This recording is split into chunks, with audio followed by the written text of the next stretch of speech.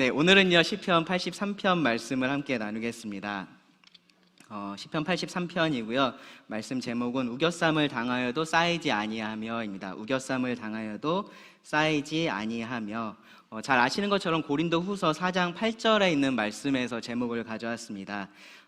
그 고린도후서 말씀에 보시면 바울이 이렇게 말을 했어요.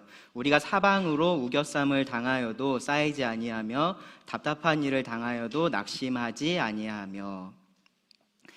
바울은요 복음을 전하는 그런 귀한 사명을 가지고 있는 연약한 존재들인 우리들의 삶을 지금 이렇게 묘사를 하고 있는 겁니다. 사방으로 우겨쌈을 당하지만 쌓이지 않는다.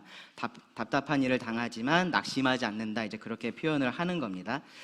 사실 우리가 아주 좋아할 만한 표현은 아니에요. 그렇죠? 우리는 우겨쌈 자체를 당하지 않았으면 좋겠고 답답한 일 자체를 당하지 않았으면 좋겠는 그러한 마음이 있습니다. 우리가 1차적으로 원하는 거는 그런 거죠.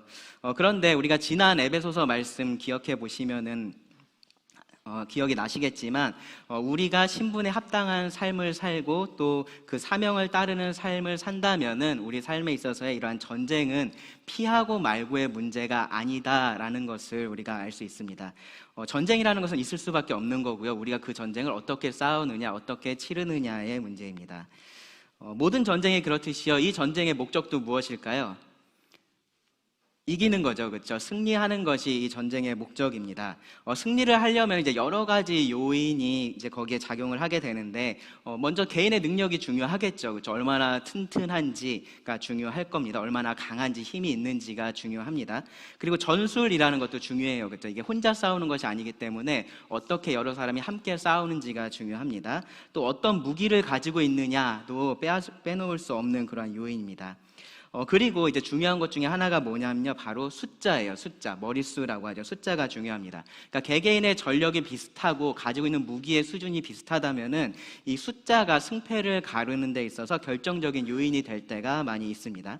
그러니까 이제 스포츠 경기를 하더라도 한 팀에 몇 명씩 이렇게 숫자를 딱 정해놓고 하잖아요. 공평하게 하려고 그렇게 하는 겁니다.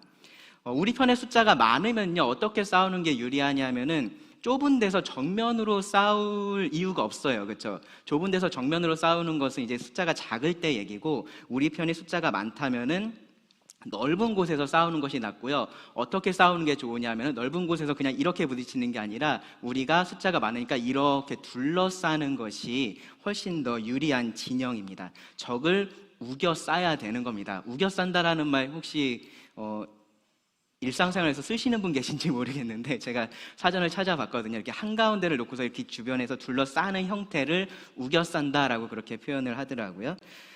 생각해보니까 세상에 있는 우리가, 이 교회가 사실 딱 그런 싸움을 싸우고 있다라는 생각이 들었습니다.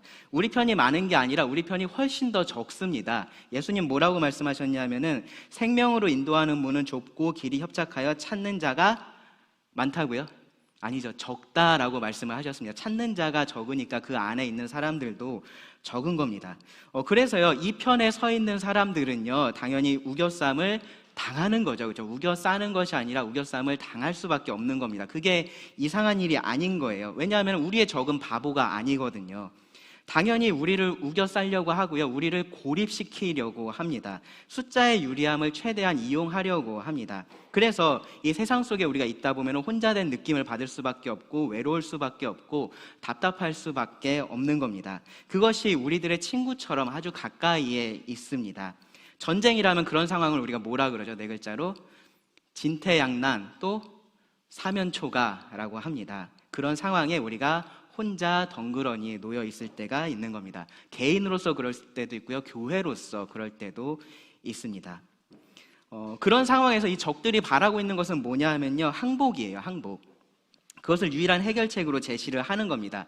히스기야 왕 때 이 예루살렘을 치러 올라왔었던 아수르가 아주 좋은 예가 되는데요. 아수르는요, 그 누구도, 그 어떤 신도 이 아수르의 군대에서 너희를 구원해낼 수 없다라고 그렇게 호언장담을 하면서요, 항복하라라고 말합니다. 항복하라. 그리고 항복하라라고 하면서 무슨 얘기를 하냐면은 항복하기만 하면은 너희에게 안정되고 평안한 삶이 기다리고 있다라고 얘기를 합니다. 이 아수르 왕이 너희들에게 은혜를 베풀 거다라고 그렇게 이야기를 합니다.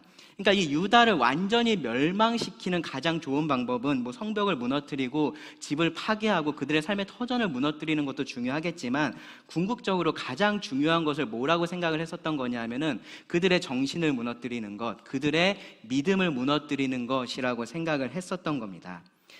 지금 우리를 둘러싸고 있는 적들도 사실 마찬가지예요. 우리의 대적들 누구라고 배웠죠? 이 어둠 세상의 주관자들, 악한 영들이라고 배웠죠. 에베소서에서 그렇게 말씀을 합니다.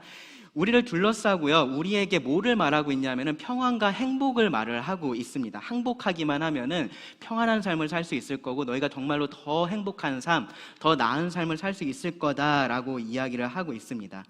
그런데요, 정말로 그것이 그들이 우리를 위해서 원하는 것은 아닙니다. 그들은요, 힘으로 우리를 위협을 하면서 이 평안이라는 것으로, 행복이라는 것으로 우리를 유혹하고 있을 뿐입니다. 그렇게 해서 우리를 무력화하기를 원하고 있는 겁니다. 무장해제를 시키려고 하는 거죠. 그렇게 해서 자기 편으로 만들려고 하는 겁니다. 그것이 그들의 목적인 겁니다. 그렇게 되면요, 그것이 바로 이 우겨쌈을 당해서 완전히 쌓여버린 상태가 되는 겁니다. 우리가 그들 중에 하나가 되는 거죠. 우리가 적군과 동일한 사람이 되는 겁니다. 좌절하고 낙심을 넘어서서요, 오히려 그 안에 있으면서 평안함을 느끼면서 살아가게 되는 겁니다. 자, 그럼 우리가 어떻게 살아야 될까요? 이 세상에서 우겨쌈을 당할 수밖에 없는 이 전쟁 같은 이 세상 속에서 우리가 어떻게 쌓이지는 않으면서 그렇게 살아갈 수 있을까요? 어떻게 바울은 이렇게 확신을 가지고 우리가 우겨쌈을 당하여도 쌓이지 않는다라고 그렇게 선포하면서 말할 수 있었을까요? 오늘 우리가 살펴볼 이 시편 83편이요, 이 질문에 대한 해답을 찾을 수 있는 약간의 실마리를 제공을 해줍니다. 중요한 힌트를 제공을 하는데요, 뭐냐 하면은 바로 기도입니다. 기도. 이 시편에서 아삽은요, 이렇게 말을 해요. 정리를 하자면은, 우리는 우리의 어려움을 하나님에게 아뢰일 수 있고, 우리는 우리가 현재 겪고 있는 이 어려움을 하나님에게 아뢰일 수 있고, 그리고 하나님께서 과거에 하신 일에 근거해서 하나님께 구할 수 있고, 또 궁극적으로 그 모든 것들을 통해서 하나님의 이름이 높임받으시기를 바랄 수 있다라고 그렇게 말을 합니다. 우리는 이 어려움을 하나님에게 아뢰일 수 있고요, 그리고 하나님께서 과거에 하셨던 그 일에 근거해서 하나님께 구할 수 있고요, 궁극적으로 이 모든 일들을 통해서 하나님께서 영광 받으시기를 바랄 수 있다라고 이 이스라엘 백성들에게 말할 뿐만 아니라 오늘날의 우리들에게도 그렇게 말을 하고 있습니다.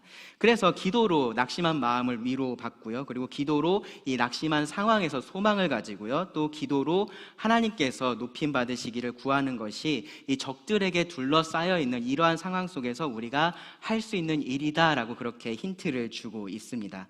그 부분을 하나씩 좀 말씀을 통해서 살펴보겠습니다. 먼저 1절부터 8절인데요, 1절부터 8절의 말씀의 소제목을 저는 이렇게 달았습니다. 어려움을 아뢰자, 어려움을 아뢰자입니다. 아삽은요, 자신들이 처한 이 어려움을요, 구체적으로 하나님께 아뢰는 모습을 우리가 여기서 볼 수 있습니다.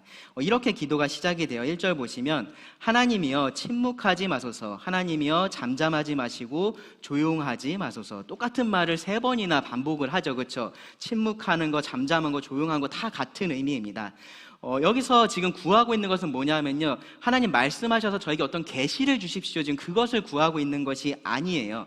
말씀을 구하고 있는 것이 아니라 하나님 행동하여 주십시오라고 지금 말을 하고 있는 겁니다. 이사야 42장 13절 14절을 보시면 이 하나님께서 침묵을 깨시는 것을 이렇게 표현을 했어요. 여호와께서 용사같이 나가시며 전사같이 분발하여 외쳐 크게 부르시며 그 대적을 크게 치시리로다. 내가 오랫동안 조용하며 잠잠하고 참았으나 내가 해산하는 여인같이 부르짖으리니 숨이 차서 심히 헐떡일 것이라. 네, 하나님께서 그동안 참아 오셨습니다. 조용히 계셨습니다. 그런데 이제는 용사와 같이, 전사와 같이 나가서 싸우시겠다라고 그렇게 말씀을 하시는 거예요. 그러니까 이 어떤 상황을 하나님 더 이상 참지 마시고 묵인하지 마시고 좀 움직여 주십시오라고 그렇게 구하는 겁니다. 그런데요, 이 비슷한 내용을요, 긍정형으로 그렇게 기도를 할 수도 있어요. 무슨 말이냐면은, 하나님 여기 보시면 하나님 침묵하지 마소서, 잠잠하지 마시고 조용하지 마소서라고 구하잖아요. 이거를 하나님 말씀해 주십시오라고 할 수도 있습니다. 하나님 말씀하십시오, 하나님 움직여 주십시오라고 그렇게 할 수도 있습니다. 그런데 이렇게 부정형의 기도를 하는 것은요, 지금 이 상황에서의 간절함과 이 긴급함이 이 안에 담겨 있는 겁니다. 여러분 생각해 보세요. 주말에 여행 가자라고 말을 하는 거하고 주말에 집에 좀 그만 있자라고 말하는 것하고 약간 느낌이 다를 겁니다. 그렇죠? 하나님께 이 침묵하지 마시고 잠잠하지 마시고 조용하지 말아달라라고 구하는 것은요, 그동안에 하나님께서 그렇게 해 오셨다라는 것이 거기에 전제되어 있는 그러한 표현이기도 하고요. 그동안 오래 참았고 인내해 왔다라는 것이 지금 이 기도에는 있는 겁니다. 그러니까 지금 하나님 당장 빨리 이렇게 해주세요라고 말을 하는 이유가 그동안 많이 기다려왔기 때문인 거죠. 더 이상은 견딜 수 없으니까 하나님 이제는 좀 움직여 주십시오라고 구하는 겁니다. 이 하나님의 침묵은요, 하나님의 백성에게 있어서 언제나 큰 어려움이 됐었습니다. 하나님의 침묵이 하나님의 부재를 의미하는 것처럼 느껴질 때도 있고요, 더 나아가서는 하나님의 죽음처럼 느껴질 때도 있기 때문에 그렇습니다.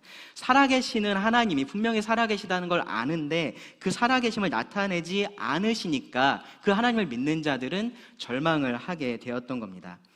아삽은요, 먼저는 그 하나님을 느낄 수 없는 가장 궁극적인 어려움을 지금 이렇게 언급을 하고 있는 겁니다. 이 하나님의 침묵이 궁극적인 어려움이라면요, 그 어려움의 원인에 있는 것, 이 시작에 있는 것은 뭐냐면은 원수들의 시끄러움이에요. 시끄러움. 여기 보면 떠들며라고 말을 하는데 2절에 보면은 무릇 주의 원수들이 떠들며, 그렇죠? 원수들은 떠들고 있고 시끄럽게 소동하고 있는데 하나님은 침묵하고 계신 그런 상황이었던 거죠. 말씀을 보시면 무릇 주의 원수들이 떠들며 주를 미워하는 자들이 머리를 들었나이다. 떠들고 있습니다. 머리를 들고 있어요. 이 적대심을 가지고 하나님의 백성인 이스라엘을 대적하고 있는 겁니다. 공격하고 있는 그러한 상황인 겁니다. 3절 4절을 보시면요, 그들이 주의 백성을 치려하여 간계를 꾀하며 주께서 숨기신 자를 치려고 서로 의논하여 말하기를 가서 그들을 멸하여 다시 나라가 되지 못하게 하여 이스라엘의 이름으로 다시는 기억되지 못하게 하자 하나이다. 이 대적들의 목적은 아주 분명하죠. 이스라엘을 완전히 이 땅에서 지워버리는 겁니다. 다시 나라가 되지 못하게 하고 이 이스라엘을 기억하는 사람도 없게 만드는 것, 그들이 이들의 목적입니다. 완전히 이스라엘을 소멸시켜버리는 것을 목적으로 삼고 이들이 함께 간계를 꾀하고 있습니다. 이 5절부터 아삽은요, 이스라엘의 대적이 하나가 아니라 여러 민족인 것을 말을 해요. 여러 나라인 것을 말을 하고요, 그들이 다들 마음을 모아서 하나가 돼서 이스라엘을 대적한다라고 말하면서 아주 구체적으로 그들이 누구인지를 언급을 합니다. 5절 말씀부터 보시면 그들이 한 마음으로 의논하고 주를 대적하여 서로 동맹하니 곧 에돔의 장막과 이스마엘인과 모압과 하갈인이며 그발과 암몬과 아말렉이며 블레셋과 두롯 사람이요 아수르도 그들과 연합하여 롯 자손의 도움이 되었나이다. 이 에돔의 장막이라는 표현은요, 에돔 사람들이 모여 있는 것이니까 에돔 사람들을 지칭하는 표현이에요. 이 에돔 사람들은 이스라엘을 팔레스타인 그 지역을 놓고 봤을 때 남부의 자리를 잡고 있었던 사람들입니다. 에서의 후손들이었죠. 이스마엘 사람들이 나옵니다. 이스마엘인이 나오는데요, 이들도요, 이 이스라엘의 남동쪽에 자리를 잡고 있었던 사람들이고요, 이스마엘의 후손들입니다. 또 이어지는 말씀에 보시면 모압하고 암몬이 언급이 됩니다. 모압하고 암몬, 누군지 아시나요? 이 소돔에서 살아남은 롯의 딸들이 낳은 아들들의 후손들입니다. 그들은 어디에 있었냐면요, 이스라엘의 동쪽에 자리를 잡고 있었습니다. 하갈인들이 나옵니다. 하갈 누구 생각나시나요? 이스마엘의 어머니죠, 그렇죠? 이 이스마엘의 어머니 하갈하고 관련된 민족이고요, 이스라엘 동쪽의 유목민들을 말을 하고 있습니다. 그 다음에요, 7절에 보시면은 그발이 나와요. 이 그발에 대해서는 약간 우리가 특정하기는 어려운데 에스겔 27장 8절 9절을 보시면요, 이스라엘 북쪽에 있는 그 페니키아에 속해 있는 도시의 이름으로 우리가 생각을 할 수 있습니다. 그 다음에 이제 아말렉이 나오는데요, 아말렉은 익숙하시죠? 이스라엘을 지속적으로 괴롭혔었던 유목민들입니다. 주로 어디에 거주를 했었냐면은 이스라엘의 남쪽에 거주를 했었습니다. 블레셋이 나오죠? 이스라엘을 중심으로 어느 쪽에 있었죠? 서쪽입니다. 서쪽, 그렇죠? 서쪽에 있는 사람들입니다.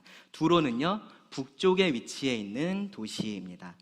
여기에 이제 시편 기자가 아수르도 포함을 했죠. 8절에 보시면 아수르도 그들과 연합하여 롯의 자손 암몬과 모압입니다. 그들의 도움이 되었다라고 말을 하는데요, 이 다른 나라들에 비해서 아수르는 아주 대국입니다. 이스라엘 북쪽에 있는 아주 강력한 그러한 세력이고요, 북이스라엘을 멸망시켰던 나라가 아수르고, 그리고 유다에도 계속해서 위협을 가했던 나라가 바로 아수르입니다. 그러니까 정리를 해보면요, 지금 어떤 상황을 말을 하고 있는지 여러분 머릿속에 그림이 그려지셔야 되는데요. 이 이스라엘을 완전히 멸망시키려고 하는 나라, 민족들 세어보면 몇 개가 있냐면 10개가 있습니다. 총 10개가 있는데 그들이 이스라엘의 어디에 위치하고 있습니까?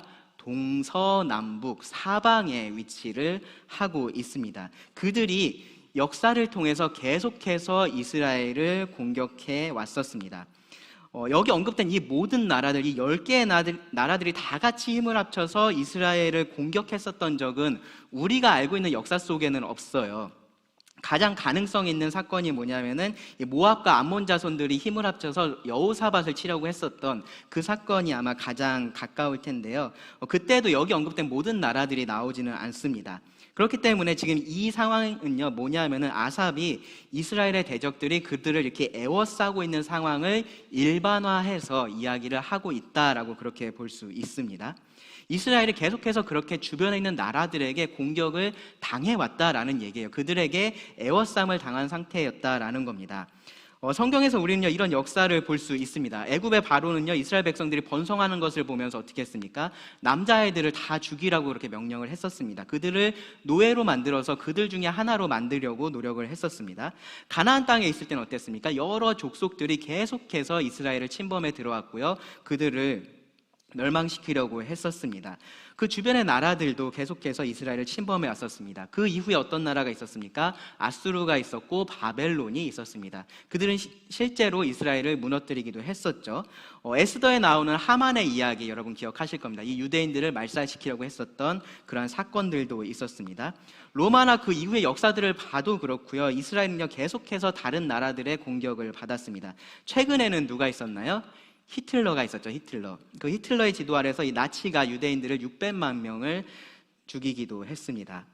역사상 정말로 이렇게 많은 미움을 받고, 이게 단순히 그냥 거기에 너희가 있어서 그래가 아니에요. 그들이 이 이스라엘을 미워했었던 겁니다. 역사상 많은 미움을 사고 공격을 받았었던 그러한 민족이 없습니다.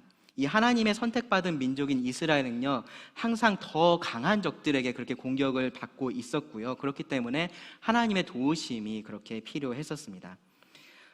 아삽은요, 자신들의 처한 상황을요, 이렇게 지금 시를 통해서 하나님께 아뢰고 있는 겁니다. 그리고 이 시는요, 노래가 됐습니다. 이 83편 제일 위에 보시면 아삽의 시 곧 노래라고 되어 있죠, 그렇죠? 그러니까 이 시가 노래가 돼서요, 이스라엘이 어려움을 겪을 때마다 그 성전에서 하나님의 도우심을 구하면서 계속해서 불려졌었다라는 얘기입니다. 그렇게 그들은요, 그들에게 하나님이 계시다라는 것을 계속해서 생각할 수 있었을 겁니다. 여기서 좀 주목할 만한 것이 있는데요, 이 원수들과 이스라엘에 대한 이 표현입니다. 아삽은요, 이스라엘의 원수들을 2절에 보시면 뭐라고 표현을 하고 있냐면은 주의 원수들이라고 표현을 하고요, 또 주를 미워하는 자들이라고 말을 합니다. 그리고 이스라엘에 대해서는 3절에 보시면 뭐라고 말하냐면은 주의 백성, 그리고 주께서 숨기신 자라고 표현을 합니다. 그러니까 숨겼다라는 얘기는요, 귀하게 여겨서 이렇게 보호하는 자들이라는 그런 표현이에요. 우리가 하나님께 이렇게 어려움을 말씀을 드릴 때요, 하나님이 그것을 모르고 계셔서 우리가 얘기를 해야 되는 것은 아니잖아요, 그렇죠? 그럼 하나님께 우리가 이렇게 이야기하는 것이 무슨 의미가 있을까 싶을 수가 있습니다. 그런데요, 이렇게 우리가 하나님께 이 우리들의 어려움을 말씀을 드릴 때, 우리들의 상황에 대해서 하나님께 말씀을 드릴 때 그렇게 하는 것 자체만으로도 우리들에게 위로가 될 때가 있어요. 그러니까 힘든 일을 어떤 친구들에게 이렇게 털어놓을 때 꼭 해결책이 있지는 않아도 나의 그러한 문제를 누군가는 알고 있고 함께 마음을 쓰고 있다라는 것만으로도 위로가 될 때가 있잖아요. 그런 것처럼 이 하나님께 털어놓을 때도 그러한 위로를 우리가 얻을 수가 있습니다. 그런데요, 그런 과정에서 더 중요한 것이 뭐냐면요, 우리는요, 그러한 상황들을, 그러한 기도들을 통해서 우리의 상황들을, 우리의 어려움들을 보다 더 정확하게 볼 수가 있게 된다라는 겁니다. 이 어려움이 근본적으로 어떤 것인지를 우리가 알 수 있게 된다라는 거예요. 단순하게 보면요, 이스라엘이라는 이 작은 나라가 주변의 여러 나라들에게 협공을 당하고 있는 위기에 처한 상황, 그렇게 볼 수 있는 그러한 상황인데요, 그런데 그것을 정확히 보면 어떻게 봐야 되냐면은 하나님의 백성, 하나님께서 귀하게 여기시는 그 사람들이, 하나님께서 그 귀하게 여기셔서 보호하는 그 사람들이 하나님을 미워하는 자들, 하나님의 원수들에게 공격을 받고 있는 그러한 상황이었다라는 겁니다. 만약에 그런 상황이라면요, 하나님은 어떻게 하실까요? 하나님의 백성들이 하나님의 원수들에게 공격을 받고 있는 상황입니다. 하나님께서 사랑하시는 자들이 하나님을 미워하는 자들에게 공격을 받고 있는 그러한 상황이라는 겁니다. 그런 상황이라면 하나님께서 어떻게 하시기를 우리가 기대할 수 있을까요? 그런 상황에서 하나님의 침묵은요, 사실 무관심이 아닌 겁니다. 하나님께서 나에게 분노하셔서 아무 말도 안 하고 계신 것이 아닌 거예요. 하나님은요, 오히려 침묵하시면서 잠잠하게 우리가 하나님께 나아오기를 기다리고 계셨다라고 말을 할 수가 있을 겁니다. 하나님의 침묵이 길어질 때가 있어요. 우리를 더 하나님께 나오게 하시려고, 하나님께 무릎 꿇게 하시려고 하나님께서 그렇게 하실 때도 있습니다. 하나님의 그런 모든 뜻과 계획을 우리가 알지는 못합니다. 다만 확실한 것은 뭐냐면요, 하나님께서 그렇게 침묵하고 계실 때 우리는 기도를 할 수 있다라는 겁니다. 하나님께 나아갈 수 있다라는 겁니다. 그러니까요, 우겨쌈을 당하고 있다라고 여러분 생각이 되신다면요, 원망과 불평을 거두시고 하나님께 나아가서 기도하시기 바랍니다. 다음으로 9절부터 15절인데요. 이 말씀을 통해서는요, 우리가 과거가 소망이다라는 것을 배울 수가 있습니다. 과거가 소망이다. 우리가 말하고 있는 그런 상황 속에서 이렇게 기도를 하면서도 소망이 없다라는 그런 생각이 들 때가 있어요. 기도를 하기는 하는데 이렇게 해서 뭐가 달라질까? 정말로 뭐가 더 나아질까? 그런 생각들이 들 때가 있습니다. 뭔가 내가 기도하고 있다라는 것이 실제적으로 뭐를 어떻게 할지 몰라서 그냥 기도만 하고 있는 것처럼 그렇게 생각이 될 때도 있습니다. 그러면서 그냥 시간이 지나서 상황이 달라지기를 바라는 것처럼 그렇게 느껴질 때가 있는 거죠. 그런데 그렇지 않습니다. 아삽은요, 이 과거의 역사를 통해서요, 그 안에서 기도의 소망을 발견하면서 확신 가운데 기도를 합니다. 주로 이럴 때 등장하는 과거가 뭐냐 하면요, 이 구약 성경을 보시면은 이렇게 과거에 대한 무슨 확신, 하나님의 구원에 대한 확신이 나올 때 언급되는 과거는 거의 대부분 뭐냐 하면은 출애굽 사건이에요. 그렇죠? 출애굽 사건이 많이 언급이 됩니다. 그런데 여기서 아삽은요, 다른 사건을 언급을 하고 있어요. 사사기에 나오는 사건들입니다. 사사기 4장부터 8장에 기록된 그러한 과거의 사건인데요. 왜 그러냐 하면은 이 하나님의 침묵, 그리고 여러 민족들의 침략이 반복적으로 계속해서 일어났던 때가 바로 그 사사시대였잖아요. 그러니까 아마 이 사사시대를 기억하면서 이 시를 썼다라고 생각이 됩니다. 9절부터 10절을 보시면 두 사건을 기억을 합니다.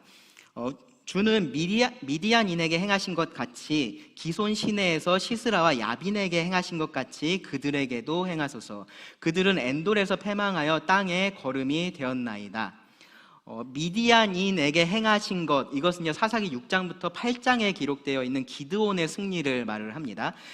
기손 시내에서 시스라와 야빈에게 행하신 것, 이것은요, 사사기 5장하고 8장에 기록된 드보라와 바락의 승리를 말을 하고 있습니다. 아삽은요, 하나님께서 그러한 승리를 지금 그들에게 주시기를 구하고 있는 거죠.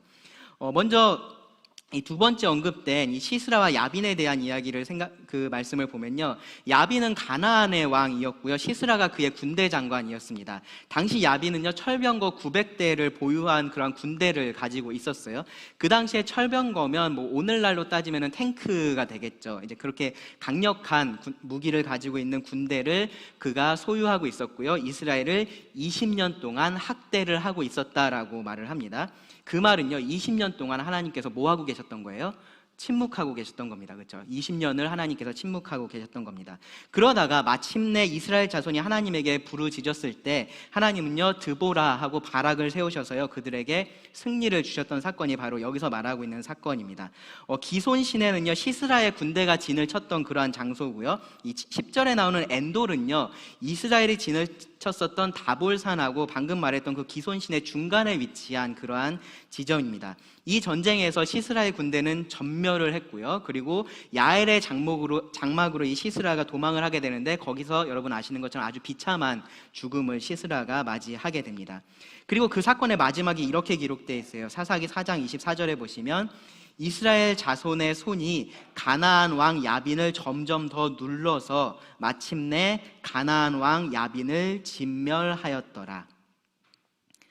그렇게 하나님께서 이스라엘에게 승리를 주셨던 겁니다.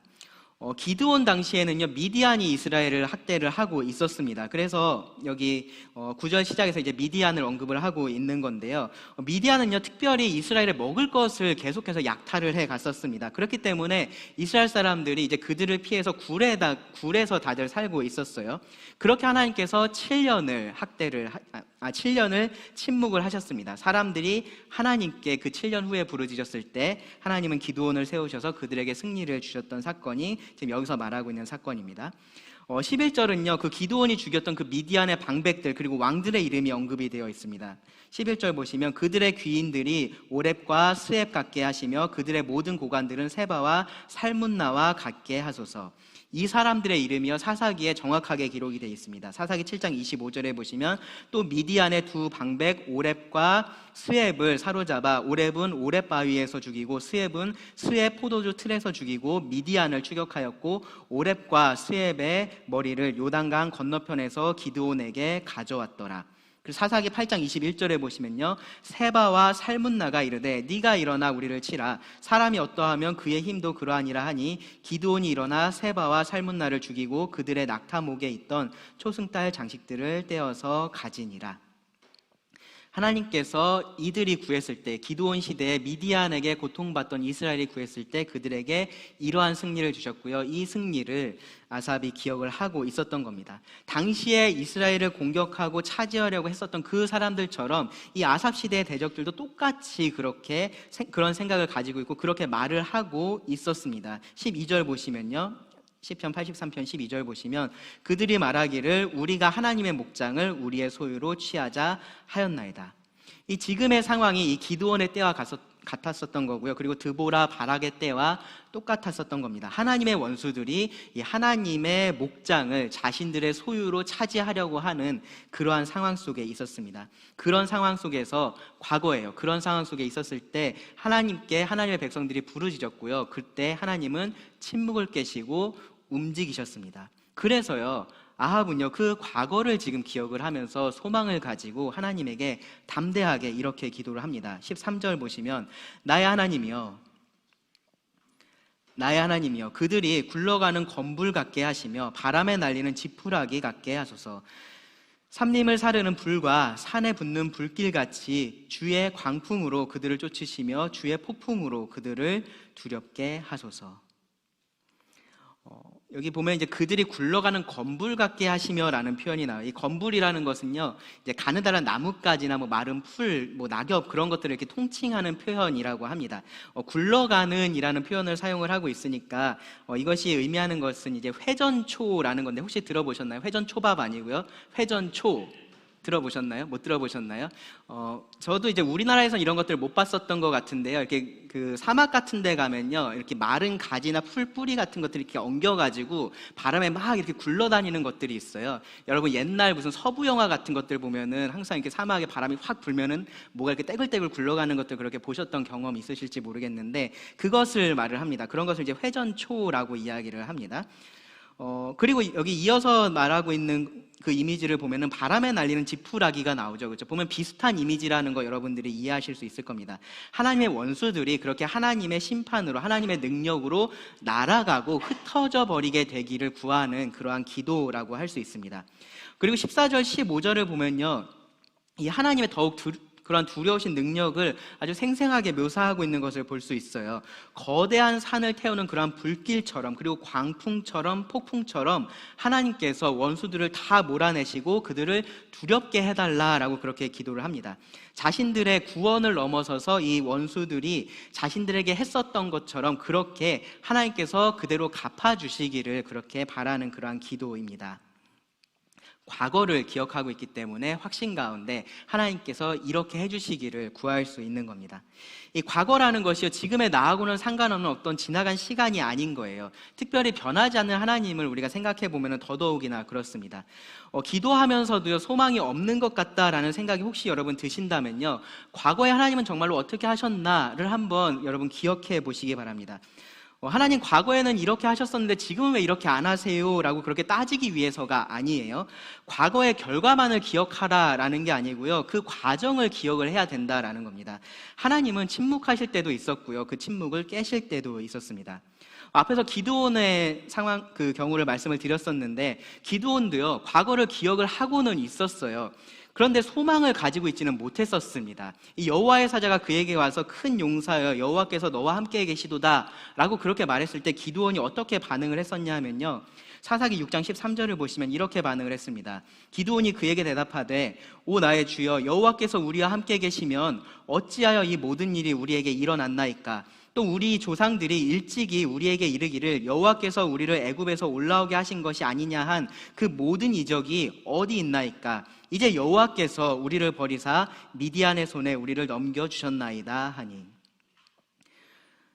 우리가 좋아하는 그런 결과만을 기억을 하면서 과거를 기억하는 것은요, 소망이 아니라 사실은 이런 절망을 오히려 가져올 수도 있는 겁니다.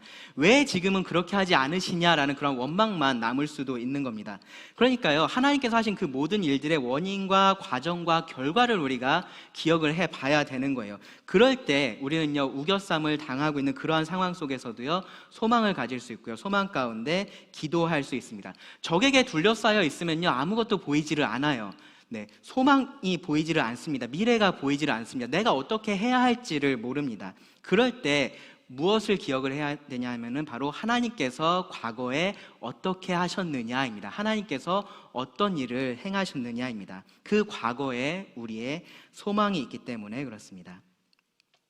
그리고 마지막으로요, 16절부터 18절을 보시면요, 여기에 소제목은 제가 이렇게 달았습니다. 끝까지 하나님의 영광을 구하자. 이 아삽의 기도의 마무리가 꽤나 의외예요. 여전히 이 원수들의 수치와 멸망을 구하기는 합니다. 그런데 그 궁극적인 목적을 좀 이렇게 말을 하고 있습니다. 보시면 여호와여 그들의 얼굴에 수치가 가득하게 하사, 여기까지 우리가 충분히 이해할 수 있죠. 근데 그 다음에 뭐라 그러냐면 그들이 주의 이름을 찾게 하소서. 17절 보시면요, 그들로 수치를 당하여 영원히 놀라게 하시며 낭패와 멸망을 당하게 하사. 우리도 다 이런 마음을 가지고 있잖아요, 그렇죠? 우리의 원수에 대해서 이런 마음을 가집니다. 그런데 18절에 보시면 여호와라 이름하신 주만 온 세계의 지존자로 알게 하소서. 하나님께서 침묵을 깨시고 심판을 행하셔서 내가 그 복수의 통쾌함을 느끼고 즐거워하는 것이 이런 기도의 궁극적인 목적이 아니다라는 겁니다. 오히려 아삽은요, 그들이 주의 이름을 찾게 되기를 구하고 있고요, 궁극적으로 그 모든 일을 통해서 여호와라 이름하신 주, 그 하나님만이 온 세계에서 가장 위대하신 분이시다. 지존자가 그 표현이잖아요.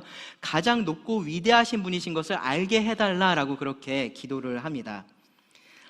나의 문제가 세상에서 제일 커 보이죠. 대부분 그렇습니다. 그럴 때요, 우리는요, 모든 것을 나 중심으로만 생각하기 쉽고요, 그래서 기도도 그렇게 하기가 쉽습니다. 내가 피해자니까 내가 원하는 것이 다 이루어져야 한다라고, 그것이 가장 중요한 것처럼 우리가 생각을 합니다. 그런데 진정한 하나님의 백성이라면 그럴 때조차도 하나님의 영광을 생각할 수 있어야 한다라는 거예요. 하나님의 영광을 구할 수 있어야 한다라는 겁니다. 사실 하나님의 침묵도요, 생각해보면 이것을 위한 것일 때가 많이 있습니다. 하나님은요, 그 모든 과정들을 통해서 우리를 자라게도 하시고요, 우리를 교훈하기도 하시고 또 깨닫게 하기도 하세요. 그런데 궁극적으로는 하나님의 영광을 드러내시는 겁니다. 그러니까요, 우리도 우겨쌈을 당할 때 우리 삶의 궁극적인 그 목적을 기억하고요, 그것을 위해서 기도를 해야 됩니다. 어떤 결과든지 하나님만이 이 온 세계의 지존자로 가장 위대하고 높으신 분으로 알려지기를 기도해야 됩니다. 오늘 이 시편의 말씀을 통해서 여러분 스스로에게 이런 질문을 던져보시기 바랍니다. 첫 번째로요, 나는 하나님의 편에 서 있는가? 라는 질문을 해보시기 바랍니다. 나는 하나님의 편에 서 있는가? 혹은 나는 하나님의 편에 제대로 서 있는가? 여러분 생각해 보시기 바랍니다. 하나님의 침묵은요, 어쩌면 내가 하나님의 편에 서 있지 않아서일 수도 있습니다. 애초에 내가 하나님의 편에 서 있지 않아서 하나님께서 침묵하고 계신 것일 수도 있고요, 하나님의 편에 서 있는 사람이 그것에 합당하게 행하고 있지 않아서, 그러니까 죄 가운데 살고 있어서 그렇게 하나님께서 침묵하고 계실 수도 있습니다. 만약에 그렇다면요, 만약에 그런 것 같다면, 여러분이 그런 것 같다면 하나님께 무엇을 구하기에 앞서서 먼저는 회개하고 돌이켜야 됩니다. 하나님께서 그렇게 하시려고 침묵하기도 하시기 때문에 그렇습니다. 다음으로요, 내가 하나님을 나의 하나님이라고 그렇게 부를 수 있고요. 또 내가 하나님의 백성이라고 불리기에 합당하다라고 여러분 생각하신다면은 다음으로 이 질문을 해야 됩니다. 내가 기억하는 과거가 무엇인가? 나는 지금 무슨 과거를 기억을 하고 있는가? 어쩌면요, 나는 과거에 대해서 왜곡된 기억을 가지고 있는지도 모릅니다. 과거를 내가 잘못 해석하고 있을 수도 있어요.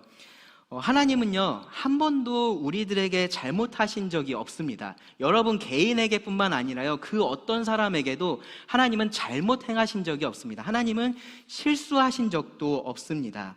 누구에게도 그렇게 하신 적이 없어요. 인류가 시작한 이후로 지금까지 단 한 번도 하나님은 그렇게 하신 적이 없습니다. 그런데 지금 딱 한 번 하나님께서 나에게 그렇게 하고 계실까요?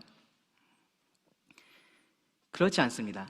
과거를 기억하고요, 그 참된 하나님 안에서 우리가 소망을 가져야 됩니다. 마지막으로요, 내가 기도하는 그 궁극적인 목적을 우리가 잊지 말아야 됩니다. 우겨쌈을 당하고 있을 때는요, 항복하는 거 말고는 다른 길이 없는 것처럼 보일 수 있어요. 우겨싸져 있기 때문에 그렇습니다. 주변에 적군밖에 보이지 않기 때문에 그렇습니다. 여기서 나갈 수 있는 길이 보이지 않습니다. 그런데요, 하나님은 언제나 우리가 어떤 상황에 있든지 길이 되어주시는 분이십니다. 그 전능하신 하나님 앞에요, 대적이 어떤 무기를 가지고 있는지가 중요하지 않고요, 그들이 어떠한 전력을 가지고 있는지가 중요하지 않고요, 그들의 숫자가 얼마나 많은지가 중요하지 않습니다. 아무런 의미가 없습니다. 그 하나님을 의지하고 결국 그 하나님께 영광을 돌리는 것, 그것이 내가 이 어려움 가운데, 내가 이렇게 지금 답답한 가운데 기도하는 목적이 되어야 한다라는 것을 여러분 기억해 주시기 바랍니다. 우겨쌈을 당할 때요, 여러분 쌓이지 마시고요, 이렇게 여러분 기도하십시오. 나의 어려움을 하나님에게 아뢰시고요, 그리고 과거를 기억하시고 여러분 소망을 가지시기 바랍니다. 그리고 하나님의 영광을 위해서 기도하시기 바랍니다. 그런 우리에게 하나님은요, 분명하게 합당하게 행하실 겁니다. 기도하고 말씀을 마치겠습니다. 하나님, 또 오늘 우리에게 주신 이 말씀에 감사를 드립니다. 우리를 둘러싸고 있는 것들이 우리를 두렵게 하고 좌절하게 합니다. 하지만 우리가 그렇게 넘어지지 않기를 원합니다. 기도로 하나님을 의지하며 일어서고 당당하게 싸워서 이길 수 있기를 구합니다. 우리 기도에 힘을 주시고 또한 응답하여 주시기를 간절히 구합니다. 그로 인해서 모든 영광을 하나님께서 취하시기를 구합니다. 들려진 모든 말씀을 주님께 의탁하오며 예수님의 이름으로 기도드립니다.